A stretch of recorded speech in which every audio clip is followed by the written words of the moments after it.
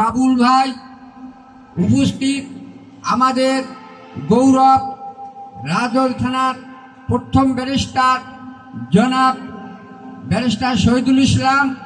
দলীয় প্রোগ্রাম না, অনেক দিন পরে, প্রায় 20 বছর পরে আমরা আতিকুর রহমান বাবুল ভাইকে পেয়েছি। তিনি আমাদের থেকে অনেক দূরে ছিলেন, তিনি আমাদের অনেক আপনজন। কেউ অনেক ধনী, অনেক অনেক টাকার মালিকের দেশে আছে, কিন্তু কেউ তো এই পর্যন্ত তার নিজের পকেট থেকে নিজের পকেটের টাকা দিয়া শীতপত্র বিতরণ করেন নাই।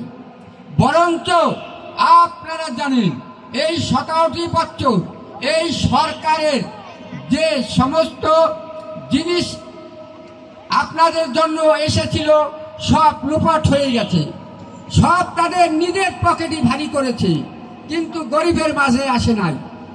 তাই আমি বলবো, আপনারা সবাই সব কিছু বোঝেন, আপনারা সবই জানেন, বলার কোনো অবকাশ নাই।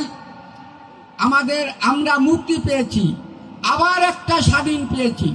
1971 সালে স্বাধীন হয়েছিল, আবার 1994 সালের 5ই আগস্ট আর একবার স্বাধীন হলো।